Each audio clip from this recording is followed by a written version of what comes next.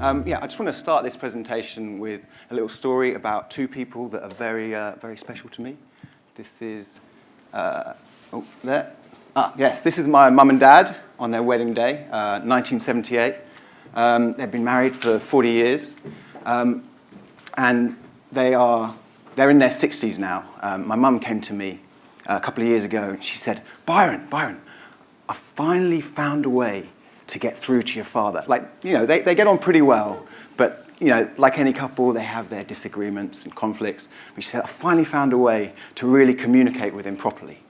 I found a book. And I was thinking, so maybe men are from Mars, women are from Venus, something like that. No, she showed me the book, and it was How to Talk So Kids Will Listen, and Listen So Kids Will Talk.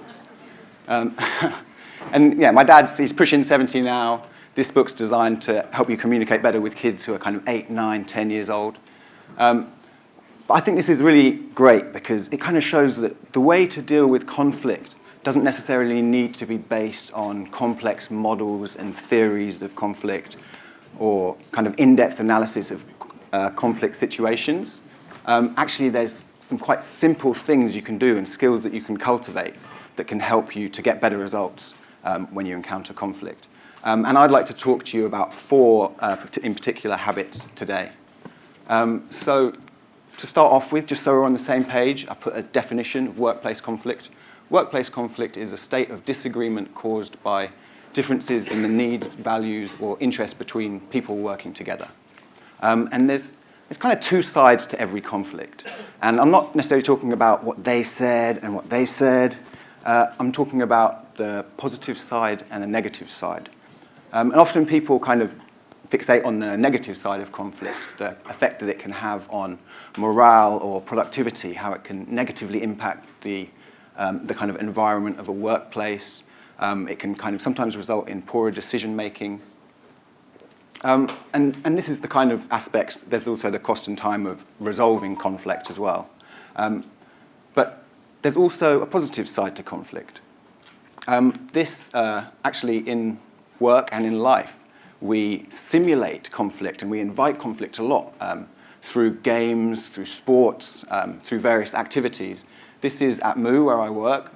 Once a year, we have a sports day, and this is the Space Hopper Challenge. And through things like this and through simulating and creating conflict, we help to basically come up with creative solutions to problems. It can help you to find ways to communicate better with each other and have to learn how to get through those challenges. The conflict can also help you to form stronger relationships with each other as well. And actually, studies have shown that cognitive disagreement and cognitive conflict actually enhances creativity in teams more than just agreement.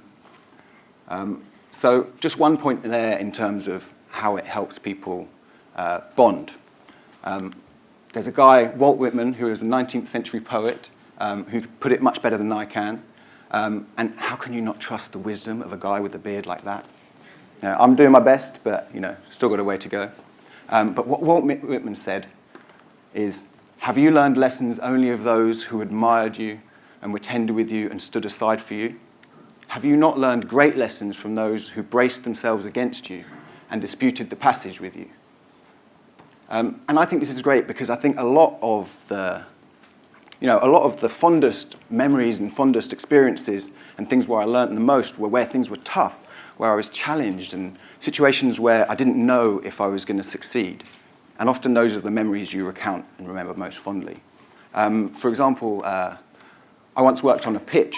I think that's my phone. Is that my phone? I'm just going to put that on silent. Just everyone make sure your phones are on silent. Be good. Schoolboy error. Cool. So I was working on a pitch, and it was 9 p.m. on the evening before the pitch.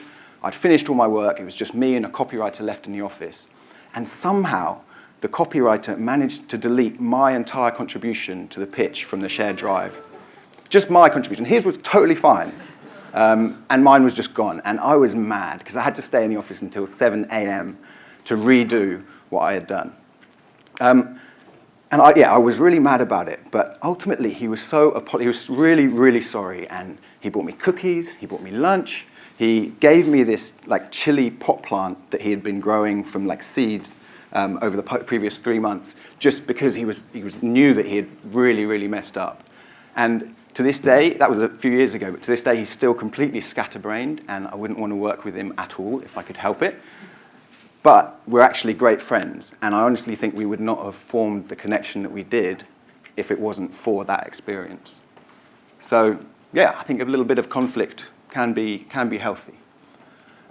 So I've mentioned already that the focus of this talk is on habits, and I do believe we are all creatures of habit, especially when it comes to handling conflict. There's kind of default ingrained behaviors and reactions to conflict situations, especially when times get stressful, that kind of kick in, and kind of routines of ways that we act, that we react, and that we analyze and reflect on these situations as well. And they're often most apparent right from the very first moment that the potential for conflict kicks in. And some people's habit might be to get a rush of adrenaline, get ready to fight. Other people maybe go into peacemaker mode and just get ready to do whatever it takes to appease and satisfy. Just appease and pacify, that's the one. Other people maybe just kind of try and slink off and hide into the background. But I would argue that none of these is necessarily the best default reaction to have. And if you're going to have a default reaction, that's actually what my first habit is. I think your first reaction should be to listen. But actually, I don't just want you to listen. I want you to listen like, oh, where's that gone? Oh, I had another slide here, but it basically said, listen like Louis Theroux. Has anyone here ever seen a Louis Theroux documentary or heard of Louis Theroux? Okay, cool, nice. So for those that don't know, Louis Theroux is a documentary, he's a documentary filmmaker, and he goes into certain kind of subcultures or the darker sides of society, groups like drug dealers or sex offenders or cult members or neo-Nazis. He'll go to these communities and go and just get to know the people there and try and learn about their lives. And he has this kind of manner, this kind of way of listening that really gets people to open up, and they end up talking about things that they themselves didn't even know that they were going to talk about. And I think this is such an important skill and really relevant to handling conflict, because truly listening to people that don't share your beliefs and your values and your opinions is hard, especially when you're in that kind of tough situation, in a stressful situation. And that's why I think it's such a key skill. So how can you learn to listen? Oh, that's the wrong button. How can you learn to listen a bit more like Louis? So there's a few kind of simple things that you can start to do, habits you can start to build. Give your full attention to the person that's listening. Show them, make it clear that you are listening to them so they know they're being listened to. Ask open questions to kind of, without leading them or closing them down, to try and open up the conversation. Really important, one of the key things you're trying to do in a conflict or a disagreement is to understand the person. That's one of the things you're trying to do when you're listening. And reflecting, clarifying, and summarizing can help you to do that. So reflecting back just kind of little pockets of things that you hear, just to kind of check your understanding, clarifying to kind of make sure you understand about any particular details, and then summarizing back your understanding to them. And something that this can do, which is really great, is as well as helping you to understand it, often the act of asking these things can help that person to understand themselves better and to really make sense of their own kind of feelings and emotions on this subject. So those are kind of the main ones, but the absolute most important thing that I think you need to do if you want to learn to listen like Louis is to set aside your judgment, and this is what he does so well. And this is about letting go of your kind of immediate emotional reaction to what they're saying. Not like pushing it aside or squashing it, but just allowing it to be there while you continue to put your focus and attention on that person. What's next? What's that?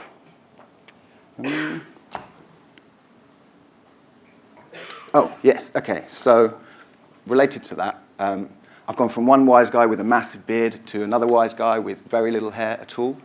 This is Thich Nhat Hanh. He is a Zen master, a poet, a peace activist, and a spiritual leader. And what he says about listening and judgment is, listen not for the purpose of judging, criticizing, or analyzing. Listen only to help the other person to express themselves. I had a colleague once, we'll call her Mel. So Mel is a really empathetic, really brilliant listener. And she was working in a job a few years back where she had made a referral for someone to come and work with the company, and she was going to get a £2,000 bonus for making that referral. But there was someone else at the company who also knew that person, who went to HR and said they had made the referral. And when Mel found out about this, basically they were trying to steal that £2,000 bonus from Mel. And when Mel found out about this, she was kind of taken aback, but she just went and asked the person openly about it, and kind of without blaming or accusing or judging, just asked kind of what was going on to try and understand it. And at first, the person was really reluctant to talk about it. Then they got really defensive, and eventually they just got angry, and they were like, fine, just you have the referral, just take it. You know, and most people at this stage would be like, cool, okay, thanks, all right, cheers, and kind of walked away. But Mel didn't. She recognized that this person was upset and instead showed empathy. And she said something like, wow, I mean, I can see that it's not easy for you to say that, so I just want to let you know I really appreciate it. And this person was taken aback by that. And they ended up confiding in Mel that they just had really bad money problems, and they knew what they had been doing was wrong, but they just were really stressed out and didn't know what else to do, and they apologized. And their working relationship became stronger rather than weaker as a result of it. So when you're in a conflict situation, I would say, don't just focus on getting what you want. Getting what you want is not the kind of goal.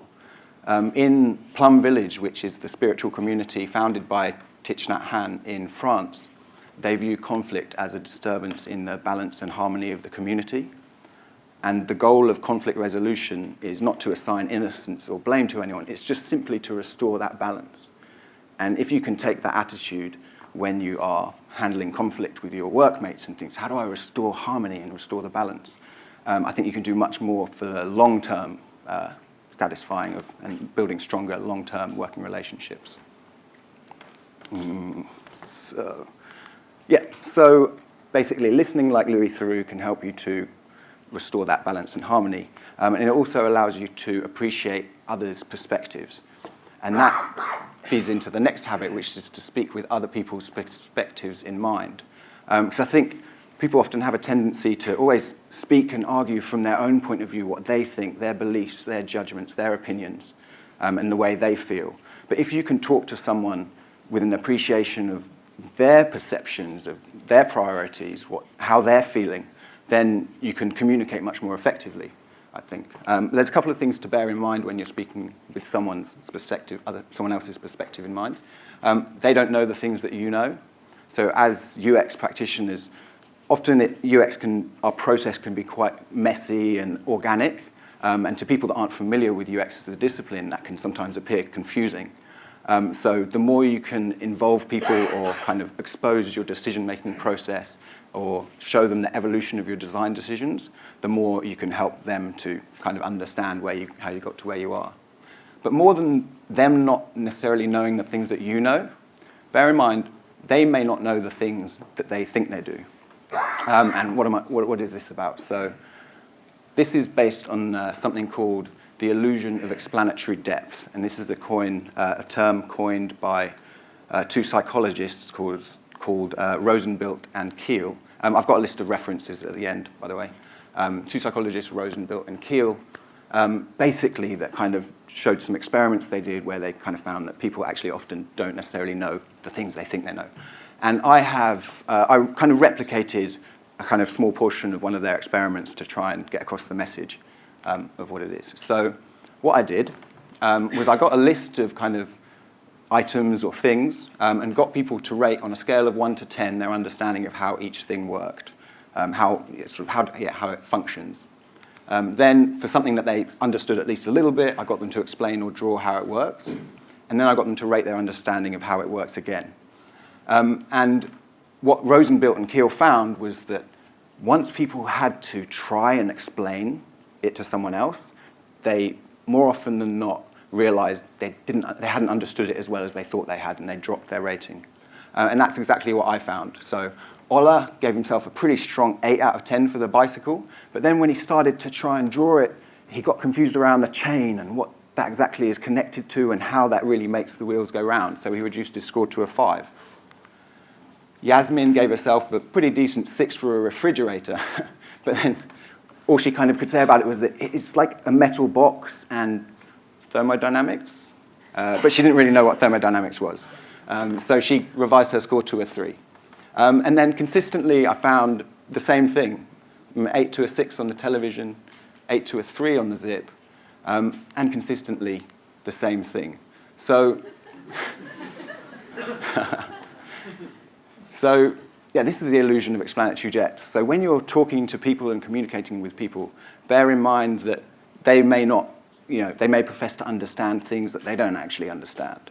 And that's okay, because science explains it. But just bear that in mind. Of course, you also need to bear in mind that the illusion of explanatory depth also applies to you. So take that into account, that you may think you have a better understanding of things than you may actually do. Of course, you can do all the listening and setting aside your judgment and looking from someone else's perspective as you like. At some point in a conflict, you're probably going to have to disagree. And I think that's a great thing. I'm so good that I actually have made a habit out of it, and that is don't be afraid to disagree.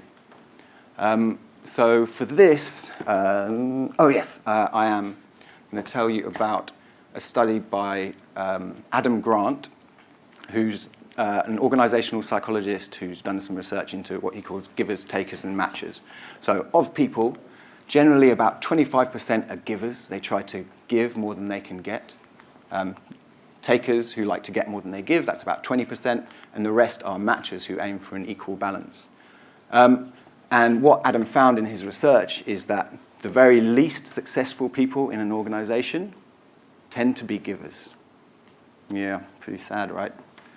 Except for the fact that the very most successful people in an organization also tend to be givers. You see, givers tend to dominate both the top and the bottom of the success spectrum. But one thing that Adam warns us not to get confused about and not to mix up is with giving and being agreeable and agreeability. Because giving is about having others' best interests at heart, and it's not necessarily. Sometimes you need to disagree in order to do that.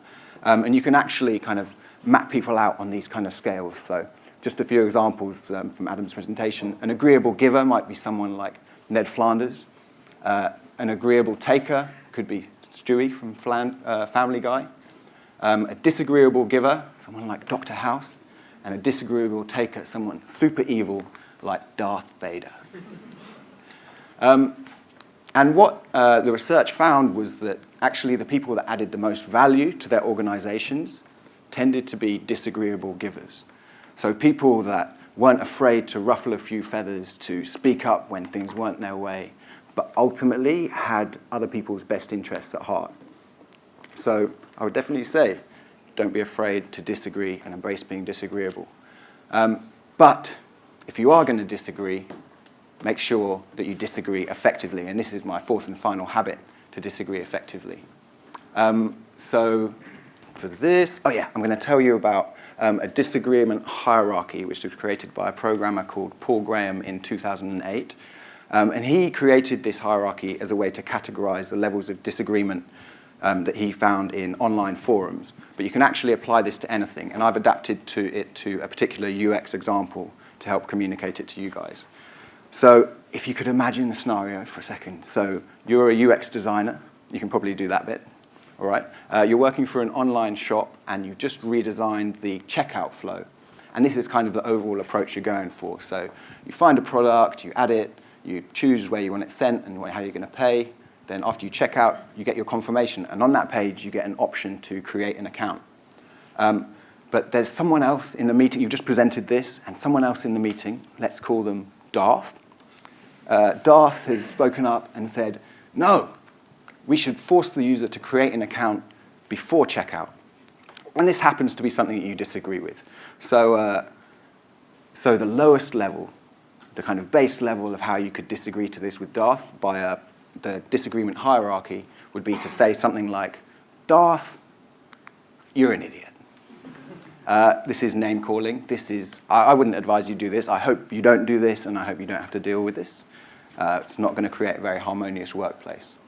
The next level up from that is ad hominem. There are 7 levels, by the way. The next level up is ad hominem. This is a strategy whereby an argument is rebuked by attacking the character, motive, or some other attribute of the person making the argument. So this would be if you said to Darth something like, but you've only been working here 2 weeks. Again, not a very strong form of disagreement. The next level up, level 3, responding to the tone or delivery. And now this is responding to how they said what they said rather than actually what they said. So this would be if Darth had been quite meek and hesitant in the way he delivered his feedback, you might say something to him like, you don't seem very sure about that.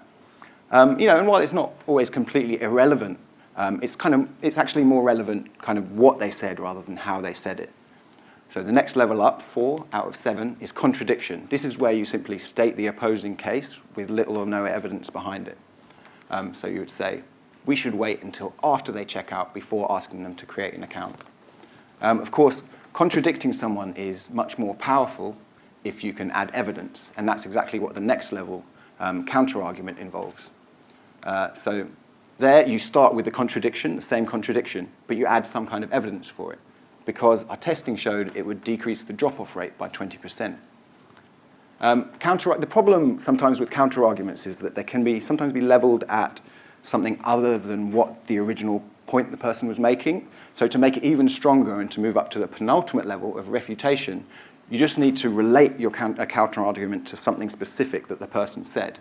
So you would highlight a specific point they made, describe what is mistaken about it, and then explain how it's mistaken. So that might be saying, you mentioned you want them to have an account so we can contact them for marketing purposes. However, we don't need them to create an account to do that, because we can add a checkbox asking their permission to contact them instead. Now, this is already a much more sophisticated form of arguing. And to go up from this to the highest level of disagreement, the strength of a refutation depends on what is being refuted. So to have the strongest kind of refutation, you would refute their central point. So this is very similar, except you highlight their key point. You describe what is mistaken and then explain how it's mistaken.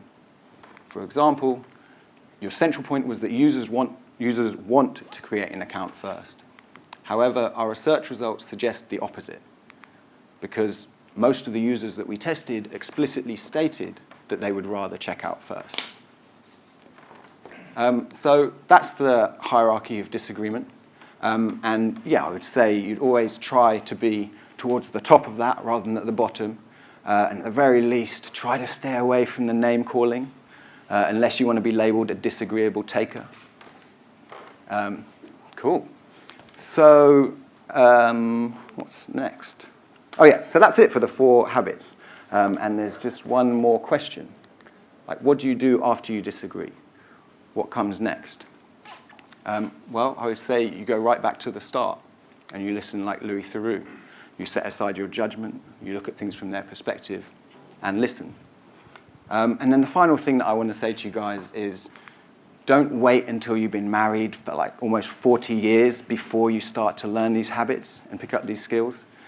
These are things that you can practice today from now. In fact, don't wait until you're in a conflict situation. You can practice these things in like moments of micro conflict or just normal life. Because the sooner you start practicing them, the sooner they'll become habits. And then when you get into a big conflict situation and you get stressed out, your habits are the things that you're going to fall back on. And that's it. Thank you.